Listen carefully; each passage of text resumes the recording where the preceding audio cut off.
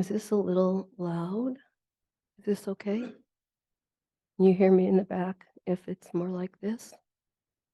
Oh, okay, good. Um, what I would really like you to join me in this morning before we begin is to get settled again in your own body, your own posture, to close your eyes or turn them down to 45 degrees. Where is your breath? What is the feeling? What did you come here for? Were you seeking for something outside yourself?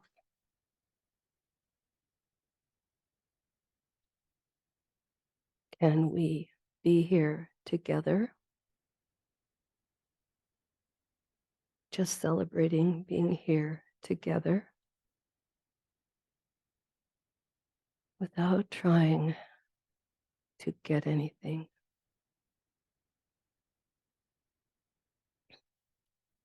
If you notice that you're slouching at all, whether in a chair, on your zafu, the Zoom world, in a chair, lying down, can you sit upright? Take a breath.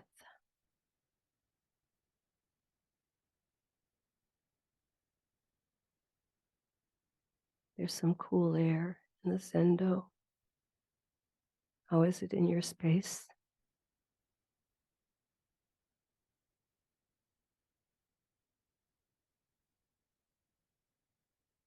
We just offered an opening chant, which I'm going to repeat, but just a little bit differently, as an invitation.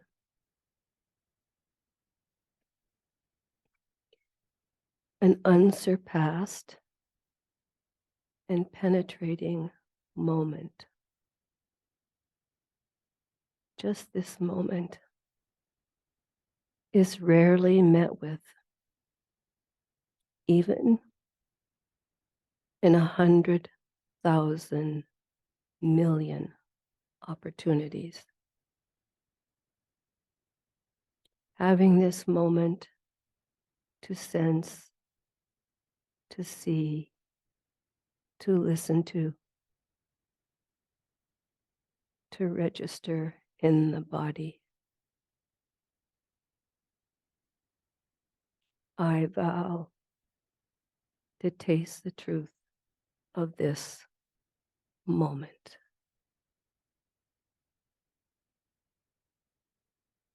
This passage of time, what we call time, is the ultimate plot.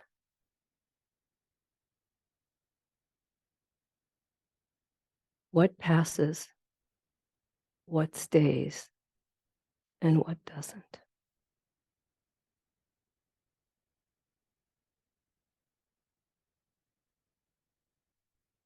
Unsurpassed, penetrating moment is rarely met with, even in 100,000 opportunities.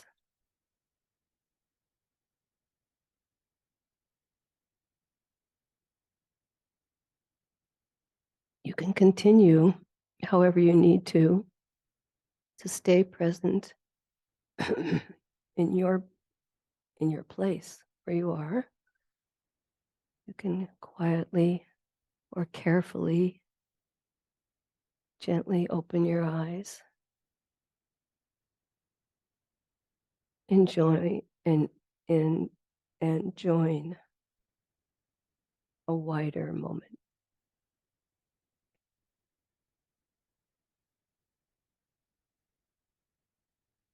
So again, Good morning. Welcome. Welcome everyone in this room. And thank you. Thank you for those that drove from afar to be here. Thank you to the Zoom world. That Zoom world that came out of our COVID, sort of a dark and a light all at the same time. And thank you to the teachers, to this amazing hall that's hosting us, to the electricity that's giving us light, for your ears, your body. Thank you to the teachers in this lineage that have kept this practice going from a far shore, bringing it closer to home. Now you're invited to bring it into your home, your heart home, your belly home, your spine home, your posture. And maybe I forgot to say to the residents, welcome to the residents. Anyway, I appreciate all of your attending. And although I don't speak very often, in the last time or two, I've opened with welcome or good morning, welcome, and thank you. And I've made that part of a practice, which I confess I don't do all the time, but I would like to. Maybe after today I will. That when you open your eyes in the morning, you can say greetings or good morning to yourself, to the day, to whatever thus comes, and say thank you. It's a gratitude. It's a moment to really appreciate what it is to be alive. And one of my Dharma sisters was up here at another time, and at the end of her talk, she said, no matter what you hear or what is said, the most important thing is that you showed up. So I really appreciated hearing that. Whatever it took for you to get in your car or to find someone to ride with, or your bicycle or your walk, or the gift of having a computer to be able to get here, is an amazing opportunity to open yourself to what comes. And one of our koan stories, it says, what is it that just comes? What is it that thus comes? And I think right now what's thus coming is I want to, I'm sorry, I hope not to cough in your ears. Thank you, Eno. Welcome to our new Eno. Told her if I started coughing, maybe she could turn the volume down. Anyway, what is it thus comes? What are you attending to? Attention, attention. What are we stretching towards? What is your intention? And what we need to attend to shapes our attitude. What we attend to shapes our attitude, and our attitude is made visible in our posture, how we use our hands, our voice, how we meet and greet people. You can check on yourself right now. What's happening? How's your posture? And what is it saying to you or anybody who might be watching you? Not watching, witnessing, coming into their field of vision. And then we return again to our breath and a pause and not dwell in our thoughts, our judgments, and then be open to what thus comes. So I'd like to say that I have 3 pillars that I am using for this talk. And what I'm inviting you into, all of you, whether you're here or on Zoom, is into a conversation. So conversation in my world, at this time is really 2, 3, 4, or more people. So I'm telling you ahead of time, there's time for conversation at the end, and you can comment or have questions or whatever you notice that has registered for you that might broaden the conversation for all of us. And the 3 pillars today that I'm talking toward are Zazen, just sitting, being present for what is arising or arriving. Zazen as a way of getting to know who is it that's sitting here, who is it that's cooking soup, who is it that's farming, making beds, who is it that's writing books and letters, who is it that's wanting something other than just this. When we sit, or the formal practice, which we started with ourselves, begins with two basic activities. We sit and we breathe, and with awareness. And what I'm remembering right now is I came across an invitation. Excuse me, I think I need something to drink.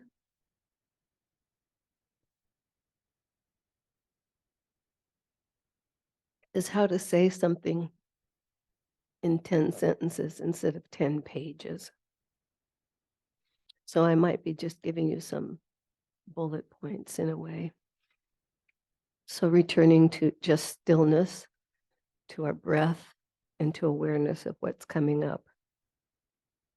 And even though we can forget to appreciate our life, but really it's a collection of small moments where we're not looking for something else. It might be when you look at a tree, just stop. There's a couple of trees here. I'm on the path to the dining room. There's one in particular. I just look at it in awe and amazement. It's just kind of, wow. Anyway, Zazen. The other pillar is going to be about impermanence. And the third one is about awe or amazement or miraculous.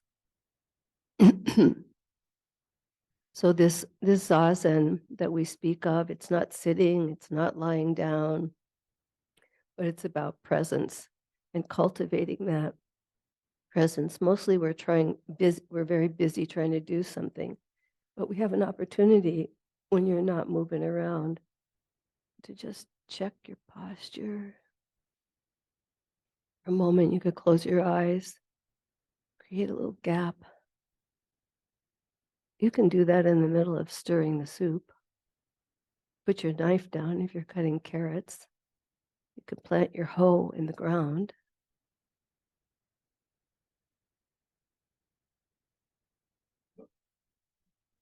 And create a gap.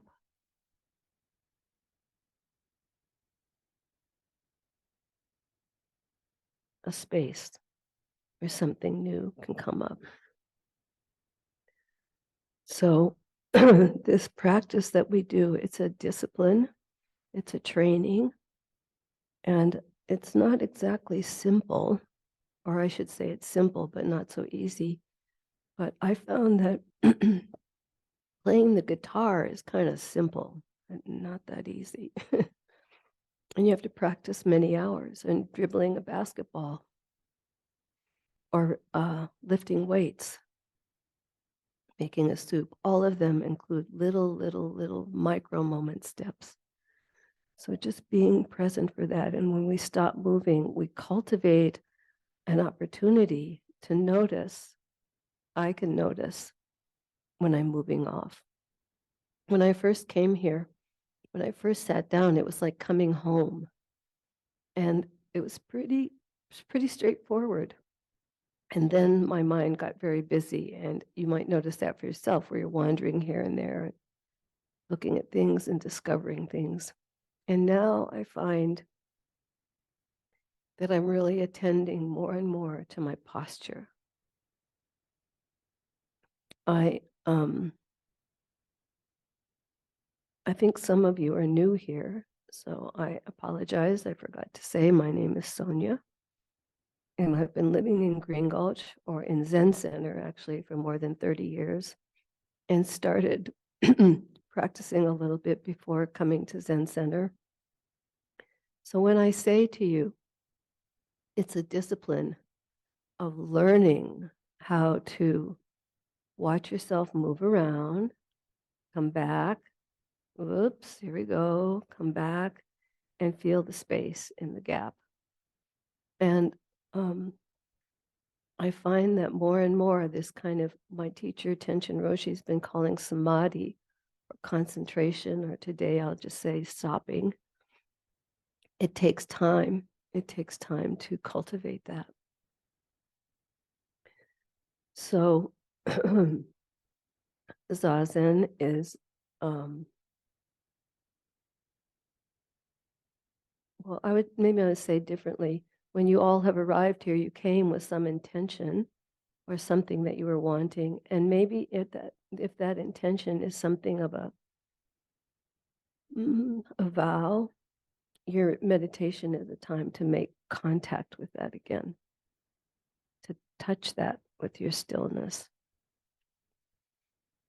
The next thing I want to say is I want to turn to is impermanence. And I know, or I believe that all of you have heard of that before, and it's on our Han. And life is swiftly passing. And I've lost my pages. But what I want to say is I've been hearing about impermanence. I've known about impermanence. And Suzuki Roshi turns us to how everything changes. And that is the first of the 3 marks of existence.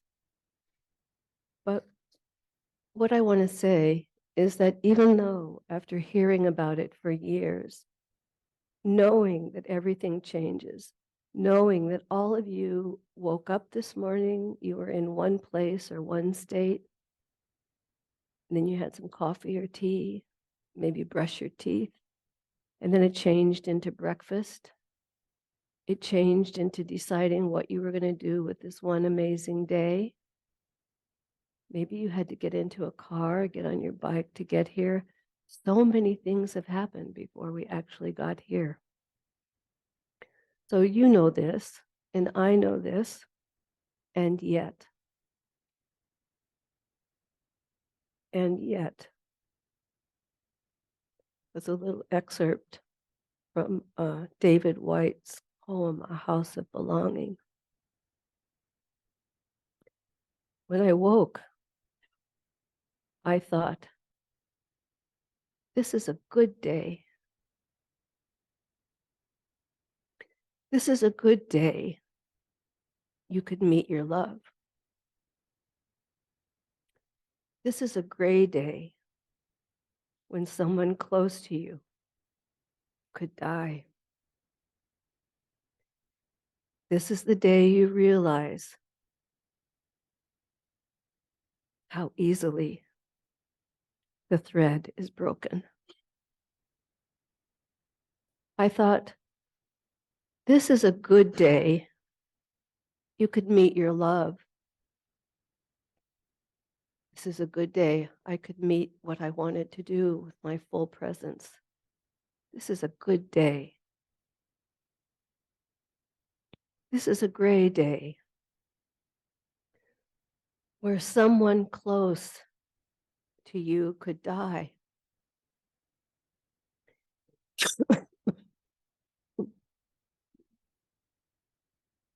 This is the day you realize how easily the thread is broken. I bring this in today because this practice of impermanence, even though I've known all along everything is changing. Not so long ago, I was trying to reach someone who was important in my life, who was a teacher, a mentor, a great friend, someone who encouraged me to think, to dream beyond the small room that I had put myself into, that I lived into, that I live into. And I'd been out of touch with them for a while, and his wife, and I tried to reach him. And I tried and couldn't get a response. And so I called a third person and I said, "What happened to my friend Anna? Is my friend Jonathan taking care of Anna? Did something happen?" And finally, at some point, this person called and said, "Oh, you didn't hear. Anna died in January. And your good friend, your mentor, your team member, he died in February." This is a gray day when someone close to you could die. This is the day when you realize how easily the thread is broken. So I bring these two people into this gathering so that I too can be more awake and aware of this precious moment. And that maybe one or two of you have had a similar experience and you might be able to join me in honoring and respecting that everything changes. Everything is changing here at Green Gulch, and some of our friends this year, some people that we have been practicing with, will be moving on. And when we lose friends and we lose people we've been practicing with, it can be that we lose the dreams and the thoughts and the experiences we shared with them. This is, and this loss is not only that loss, but it can bring up all the loss of things that are left unfinished over here, of all the things that you did not yourself complete in this lifetime, of all the wishes that you thought were just right and were never accomplished.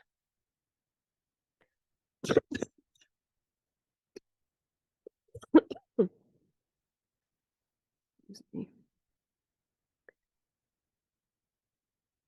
But again, we can return, close the eyes, pause, return to this moment. These people, these moments brought something awesome into our life.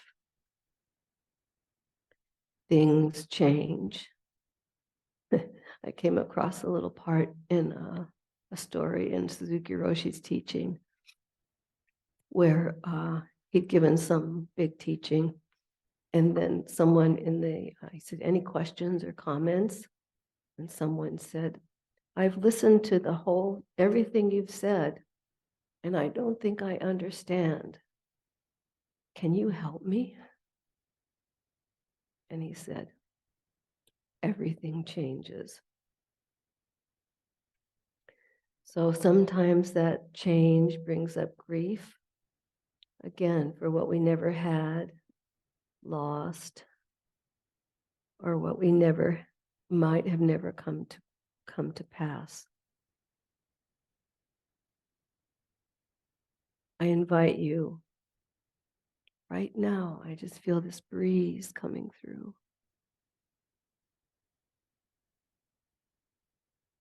What are you?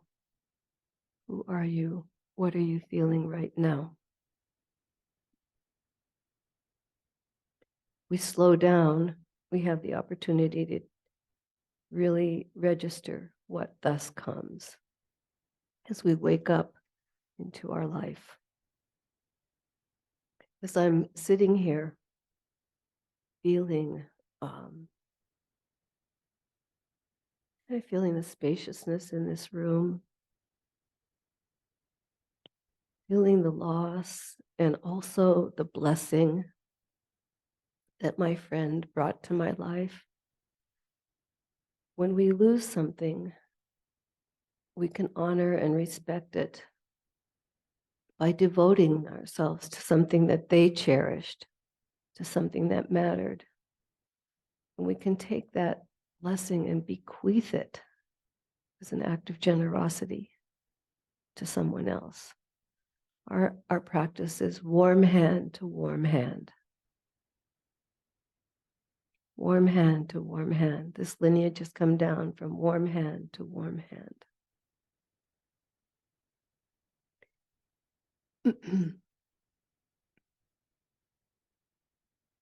Say in 10 sentences rather than 10 pages.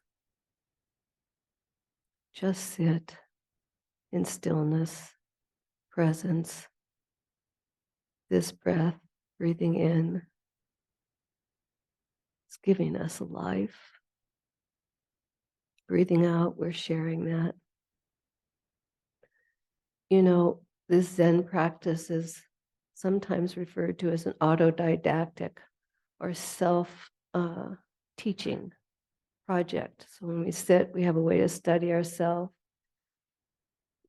integrate ourselves, and become one with what we're doing and what we're wishing for and how we're being and how we want to be in this world. To realize impermanence is to accept and appreciate when you look into somebody's eyes. They're amazing. They're a miracle. I think we see that much more with babies or little animals, you know, they're so cute. But can we do that for ourselves? Look in the mirror and go, oh, so sweet, really trying. So to remember that. And then this amazing thing, this miracle, this opportunity, this saying thank you, this greeting, this welcome. It's being an apprentice to what's unknown.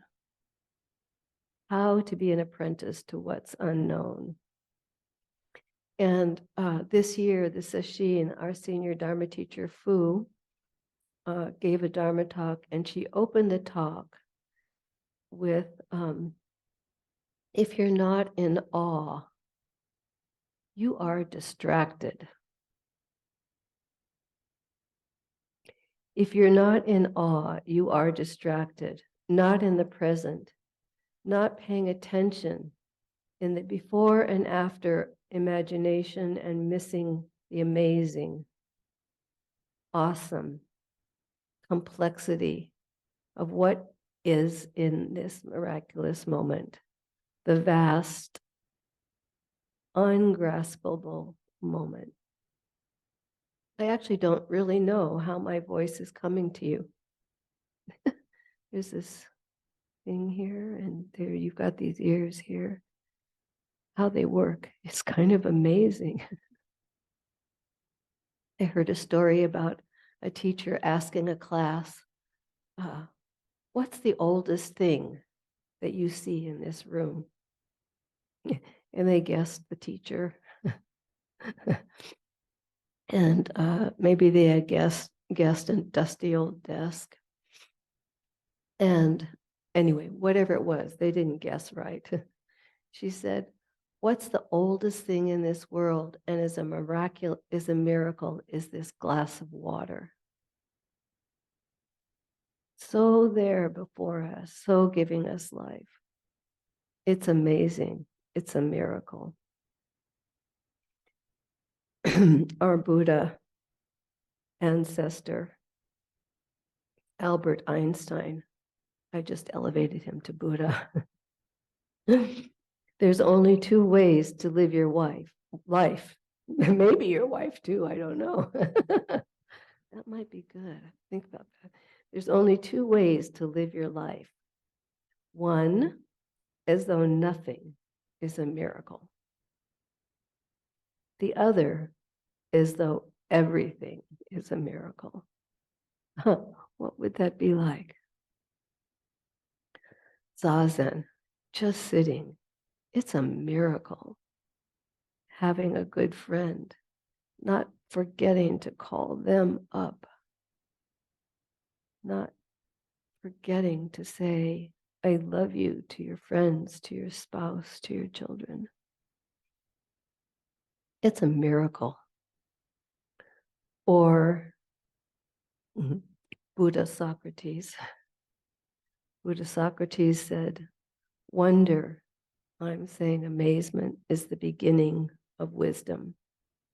When we sit down and begin to fall, sit, allow, open to not knowing and welcoming is the beginning of wisdom.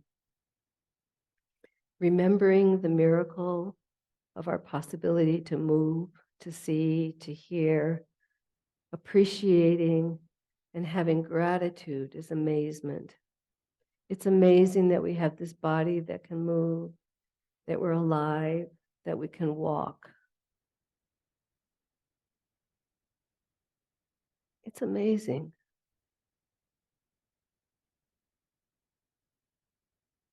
I sort of can see you. It's amazing.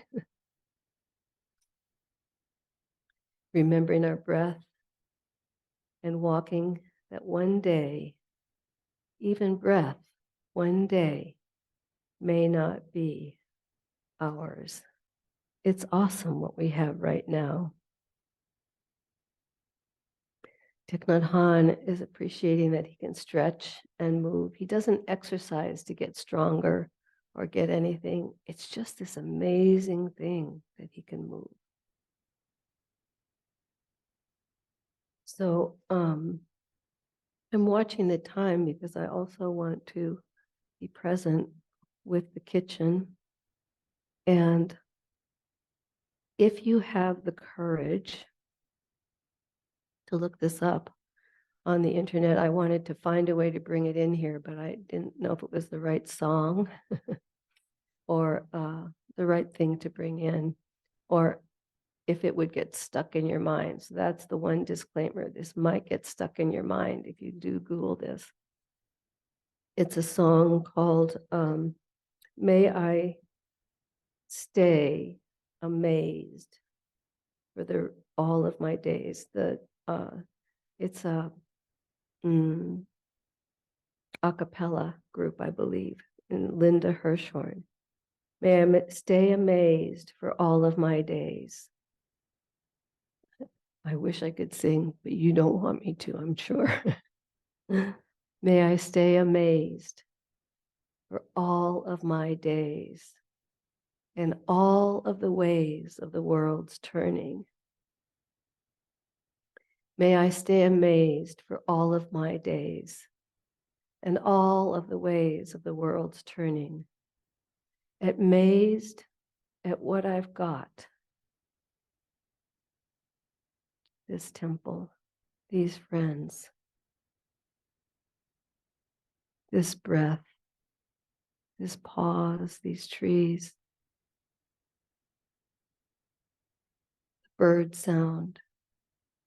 Amazed at what I've got and not what I've not.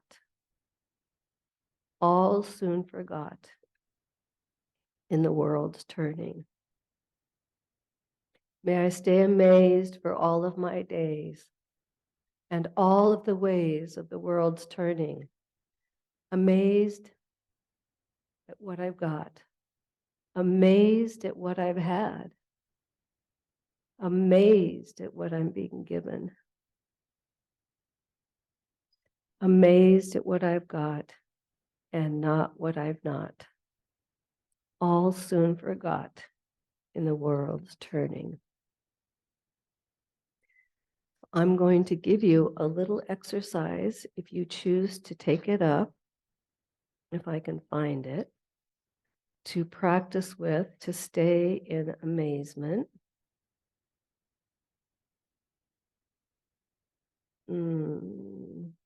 So while I'm looking for my little note, since I don't want to give it to you inaccurately, you could just return to your breath. I fell out of order here. You know, one day when I was listening to David White, he was reciting a poem that he knew very well. And he has all his poems memorized. And then he said, maybe it was amazing. It was a poem that I think it was from the House of Belonging. And he had spoken it many times. And he said, and this is a day when I forgot what I had memorized. And he had to go through all his papers to find it. Oh, no. Oh, yes. Okay. One more round. Otherwise, you're just going to have to rely on my memory. Amazed at what I had. Amazed at what I got. And amazed at what we're not. No. Yes. No. Yes. All right. One more chance. Okay. Now we're going by memory.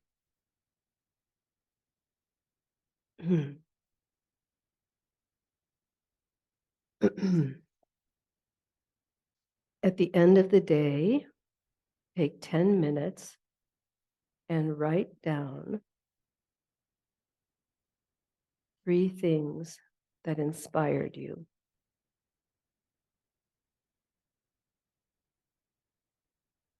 At the end, and the practice is to go backwards from the time you start writing, maybe at dinner, you checked your email, talked to a friend, all the way back to the beginning of the day when you woke up.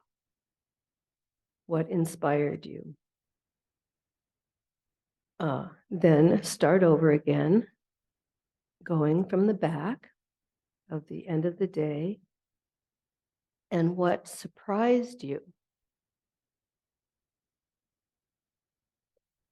And then going back again at the end of the day,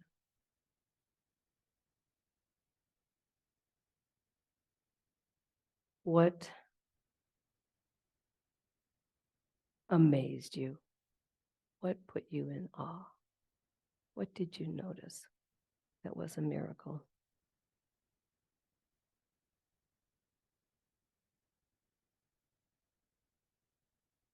May I be amazed. So in closing,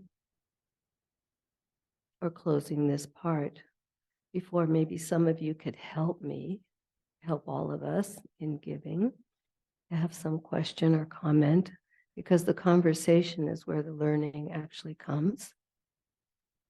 Some of you may know about Saint Teresa of Lisieux. And she lost her family. She was Christian, well, saint, obviously.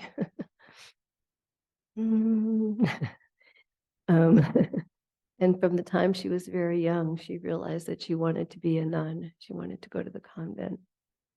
But you weren't allowed to do that. She had a sister that was in the convent. You weren't allowed to do that until you were 21.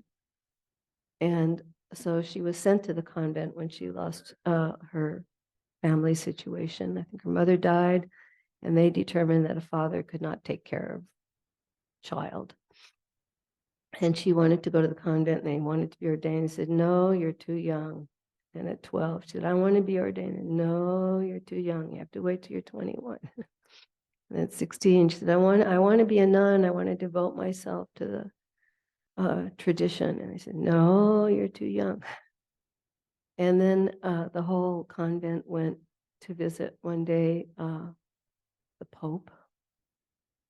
And when there was a gap and a moment, she ran up and said, I want to be ordained. I want to be a nun, and they won't let me.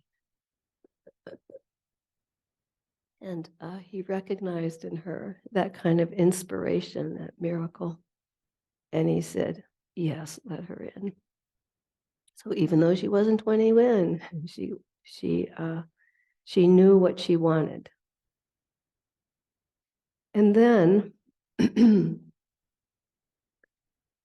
she lived a sort of charmed life, as you can see, but then she ended up dying at 24 from TB. And I want to tell you these words that she said, and I want to offer these to us for our sitting as we go in and learn and breathe to be with ourselves and be with others, and what it is to understand impermanence. My little story. My little story, which was like a fairy tale, has turned into a prayer. A beautiful movement from fairy tale into prayer. Life is a dream, just carried along by my life, and whose life is it? Tuned into the wrong channel for a while. Something can deepen, and then the fairy tale can become a prayer. What would our prayer, our inmost request be? What is the light? My teacher, Tenshin Roshi Reb, might ask, what is your heart concern? My little story was like a fairy tale and had taken a turn into a prayer, into amazement, into presence. A beautiful movement from a fairy tale into a prayer. A beautiful fairy tale now. A life is a dream, just carried along by my life, and whose life is it? Turned into the wrong channel for a while? What would our prayer or inmost request be? An unsurpassed and penetrating perfect moment is rarely met with, even in 100,000 opportunities. Having it to see and listen to taste, to feel, to see, to register. Do we vow to taste the truth of just this? I'm not even going to add moment. Just this.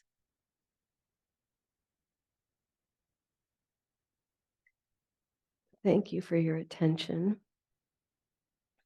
I don't think that was 10 sentences. It might have been 10 pages. And I offer myself and some of these words to my lack of attention to the loss of my friend. I wish for it to be different for you. How many times I've heard that and did not respond. So I wonder if any of you have something you'd like to share or came up for you, or if you noticed some particular point that touched you that you might share with others. And that could be in this room, could be from the Zoom world. And you know, when I said welcome and thank you, I wanted to mention our new Eno. This is very cumbersome, this thing. Kika, who has a microphone, who might be able to help you share with us something and help me expand this moment. Anyone calling for support out here? How was the sitting? What did you notice? Anyone notice the gap at the end of the breath? Who's going to hold this? Much easier. Thank you, Sam. Always the first person is the most courageous one. Oh, no, it was somebody else. Okay. The first voice is always the most courageous. It has to break through the glass silence. Thank you, Sonja. Thank you, Suki. Can you hear me? Thank you, Sonja. Yeah. Yeah? Yeah. Your opening meditation really touched me, and it brought to mind Charlotte Selver, Yeah. who I know that you know, a great teacher and a friend of Suzuki Roshi's. But just her great desire to not be a teacher, but just to help people be in the present moment. Mm-hmm.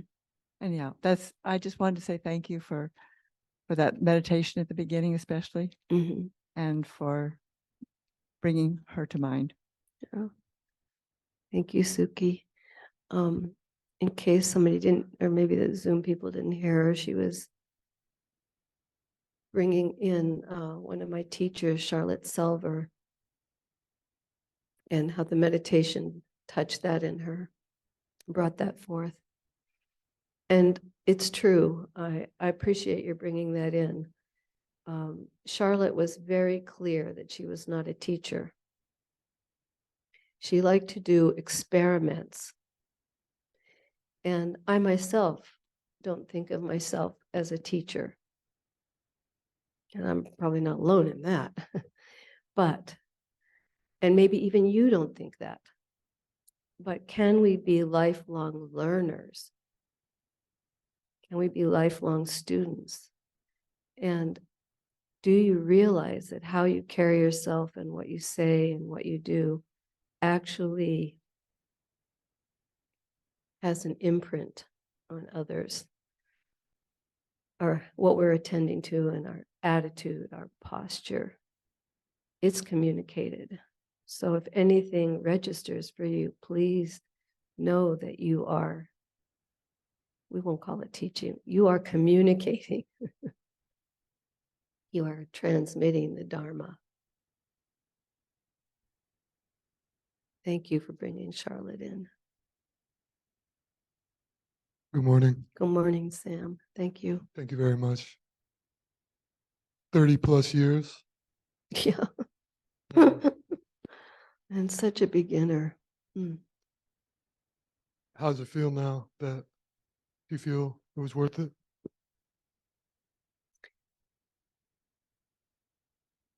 Okay. He just said, how do you feel right now?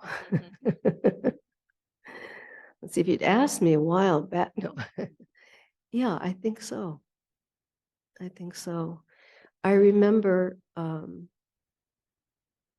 what's close to my heart, and maybe some of you can remember what it is that you wanted to offer as a gift, or what your question was in the world and what we wanted to bring to the world. And I think that without my knowing it, or not my appreciating it, I am living into that. And where I got distracted is where I thought there was something to get, or something to gain, or somewhere to go, instead of just be. And I think that finally I really am getting, I don't want to say understand it, that would be too scary, but I'm getting closer to just being the best self that you can offer is it. And then fall forward. This life is gaining, it's a skill set.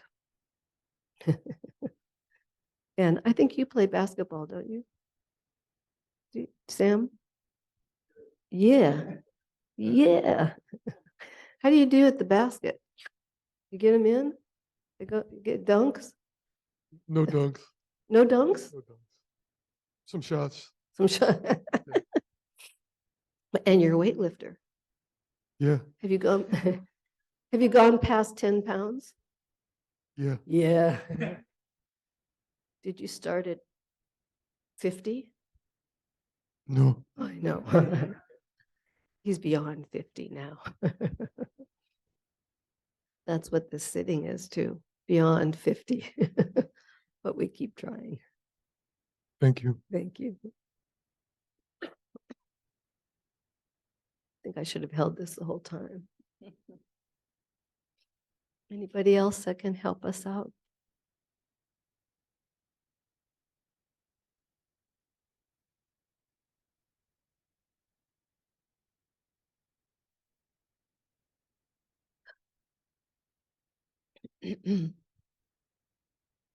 Hi, Hi. thank you for your talk. Can you hold that kind of like this? Thank you for your talk today. I can hardly hear you. Um, loss and love have been kind of baffling me recently. Yeah. And when I consider loss, I try to come back to gratitude. But when I consider love, I'm just wondering, how do you love without attachment? Mm, mm, mm. So I'm not sure. Was that Hannah? I can't see. Kay. Oh, thank you, Kay. I don't see very well. Definitely not that far. Kay brought up something really wonderful and important, and working and living in the midst of and going forward in the midst of loss and love. And that loss, she's been able to pair that with gratitude. Did I get that right? Yeah. Yeah. When we really can see what we've been given through that. I think the tricky thing about love, and I've thought about this for a while, is, and I think in the meditation, I was asking if you were trying to get something. So when we're looking outside ourselves for a self, and we're looking, which doesn't, that's a whole other event to talk about, there's no self. But anyway, when we're looking outside ourselves for strength, when we're looking outside ourselves for meaning, when we look outside of ourselves for love, instead of taking care of this one, and kind of loving the moment or loving a gift, and then it's because we want to hold on to something, right? And that's the attachment part you're talking to or pointing toward, instead of just saying, opening the hand and saying, thank you. I know that everything changes and this might not be permanent, but I appreciate just this, or this gaze, this moment, this. Anyway, my main feeling at this point, and more and more as I've understood this, not looking outside ourselves to get confirmation that we're okay, we can love and offer love without trying to get anything back. But it's a gift. And, you know, when I do give gifts, sometimes I add, I hope you enjoy this. And by the way, if it's not for you, let it go. How many things do you have that was not really quite right and you still have it because you couldn't let it go? So just say thank you, and then and I let it go. And it's a skill set. How does that register for you? I saw your head. She just did this. Thank you. Yeah.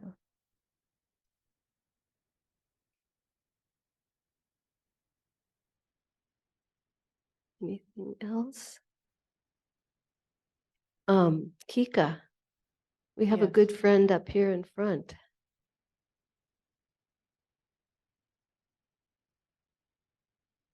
May I be amazed.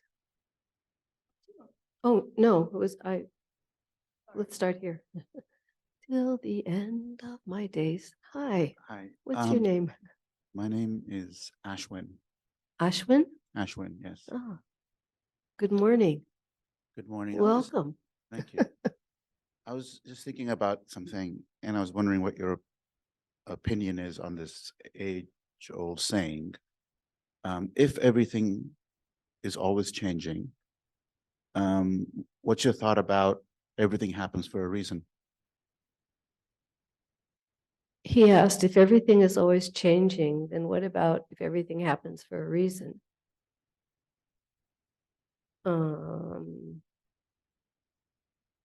What's the dilemma in that? What's the contradiction? Well, I'm just curious about your thoughts about that phrase, that everything happens for a reason. Well, one thing, so first of all, I want to appreciate that you said my opinion and my thought, because that's what you'll just get. Right, that's what I meant. Yeah. Everything happens for a reason is, maybe I would put it this way in terms of the teaching, is everything happens as a cause and consequence, as a dependent co-arising.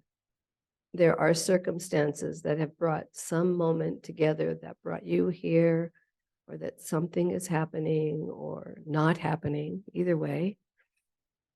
And we actually can't know to the full extent of it what drop of water, what blade of grass, what birth lineage, where we were born, who we were exposed to, what brought it forth. It's just so vast and mysterious. So everything happens for a cause. I don't know about reason, but let's bring reason. You brought that word in. And for myself, what I would say is if I myself am a lifelong learner and wishing to become more and more adept or spacious or generous or kind or slow down, then that has become a reflection or a teaching for me. And the reason is for me to bow and taste. What is it that thus comes? And then may I, if there's something that registers for me or that is a growth edge for me, may I bequeath it. May I pay it forward. What do you think about that?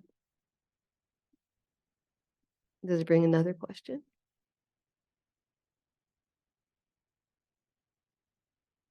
Yes? No? Many, but I don't think I want to ask them. You don't want to ask? Okay. You can ask me later when there's tea.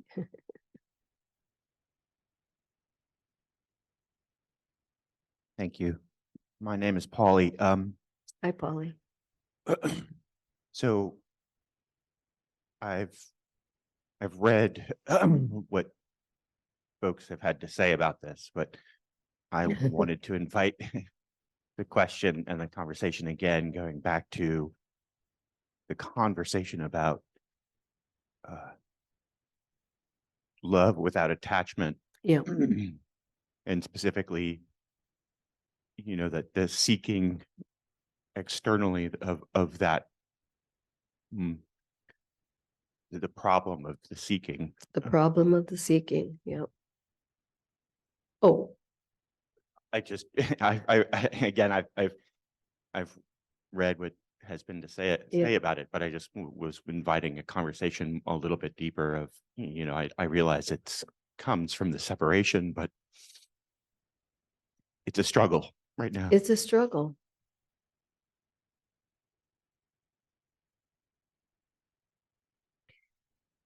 Um,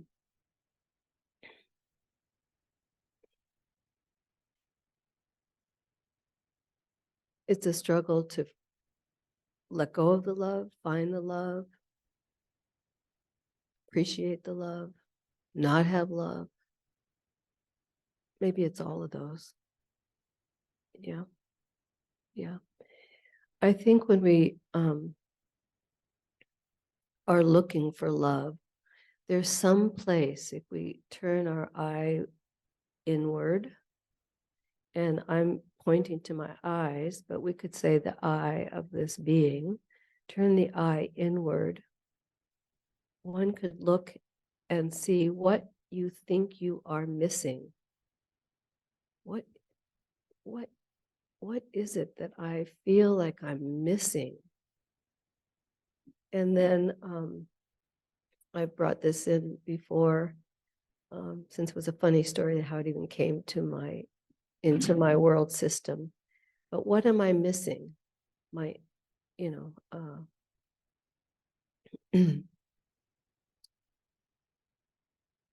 I just don't seem to understand anything.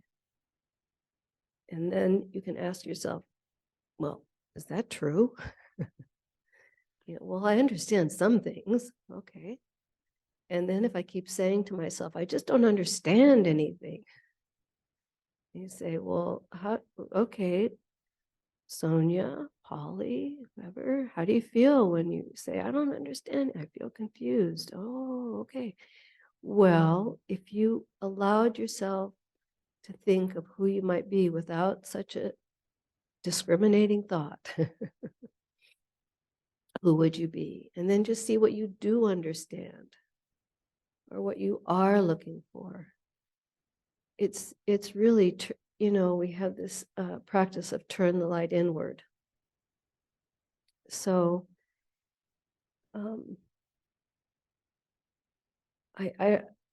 Suzuki Roshi talks about how we don't realize how selfish we are. I want. And then if we can quiet the wanting to offering. And, Thich Nhat Hanh talks about just offering your presence.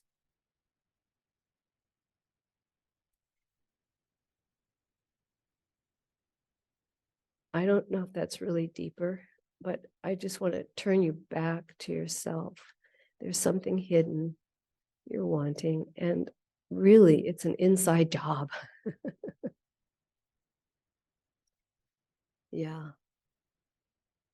It's sort of counterfeit if it's coming from me to you.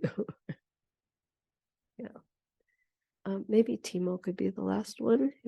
Are we on? We finished by 11:30. Is that right? Yeah, one more. One more.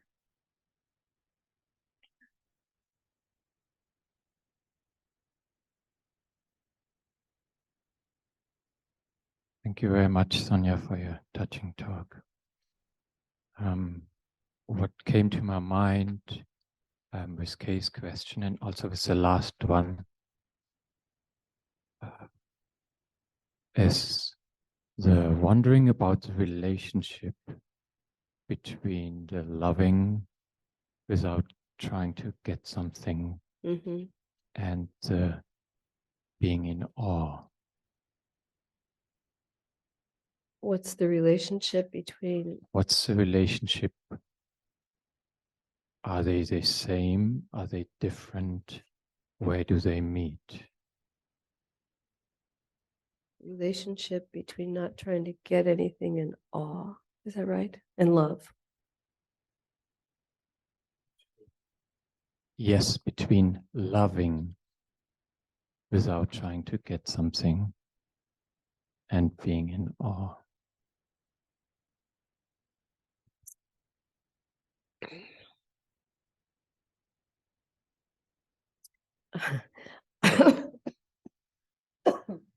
I do not know if what I'm about to do is going to work for this. I'm in mystery right now.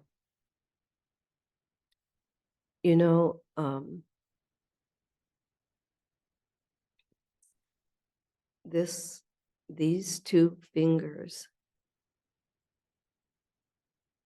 are love and not trying to get anything. And the awesome part is, if you really look at these two fingers, they're actually connected a little bit invisibly, depending what you're seeing, to an 5 fingers, a wrist, an arm, a hand, a being. And so behind that attachment is something we don't really see. And what we don't see is so vast, and it's so awesome, you know, like just, anyway, it's just, awe is like not graspable. It's just so big. And that not attaching to just 2 fingers, just to this face, to that person, to this moment, then something can open. You can see something more. And that's how I'm thinking about awe. Like, you just, it's amazing. So I think this awe is, yeah, you can't put your hands around awe. Or maybe somebody here can. And then afterwards, when we have some tea, you can tell me how to do it. But I don't know if that really exactly meets that, but behind your own attachment and that which is outside yourself is an entire universe. And that's kind of amazing. You know, I made myself a cup of medicinal tea for this talk. And I used water that I think came from our spring or from our well. And this cup of tea that I'm really appreciating is awesome. Anyway, we are stumbling in the dark together. So before we do our closing chant, I thought this is a good day. You could meet your love. This is a gray day. Someone close to you could die. This is the day. Actually, this is the moment you realize how easily the thread is broken.